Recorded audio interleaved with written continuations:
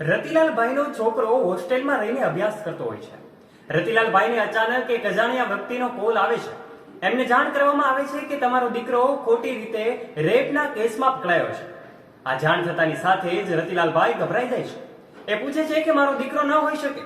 ત્યારે તે અજાણ્યા વ્યક્તિ દ્વારા એવું કહેવામાં આવે છે કે લ્યો તમે તમારા દીકરાનો અવાજ સાંભળી લો, પછી જ તમને વિશ્વાસ આવશે. ત્યારે રતિલાલભાઈ એમના દીકરાનો અવાજ પણ સાંભળે છે અને રતિલાલભાઈ ગભરાઈ જાય છે. સામેવાળી વ્યક્તિ એમ કહે છે કે હજુ આ મામલો કેટલાક લોકો સુધી પહોંચ્યો નથી, હજુ આ વાત આપણા પૂરતી સીમિત રહી જાય, માટે તાત્કાલિકના ધોરણે જો તમારે આ મામલો કેસ દબાવી દેવો હોય તો 3 લાખ રૂપિયા અત્યારે જ મોકલી આપો.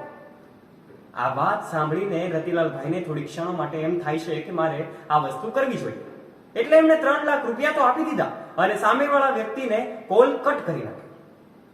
હવે સાંભળજો, થોડી વાર પછી રતિલાલભાઈના પત્નીને આ બાબતની જાણ થાય છે, એટલે એમનાથી રહેવાતું નથી. તેઓ ગભરાઈ જાય છે અને તેમના દીકરાને કોલ કરે છે.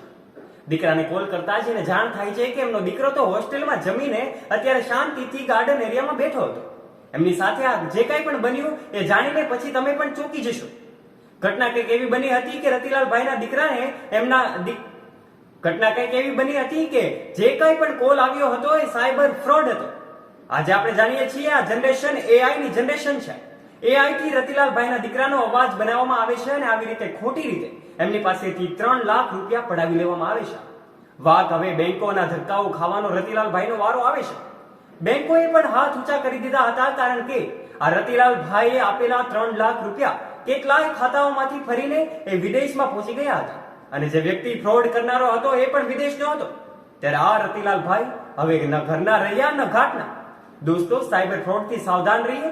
આપણા દીકરાઓને મોબાઈલમાં ફોટોગ્રાફર અને આપણા દીકરાઓને મોબાઈલ આપીએ છીએ, જે તે ફોટો અપલોડ કરીએ છીએ તો એ ફોટોનું પણ ખાસ કાળજી લઈએ અને આ સોશિયલ મીડિયાના ફ્રોડથી આપણે બચીએ.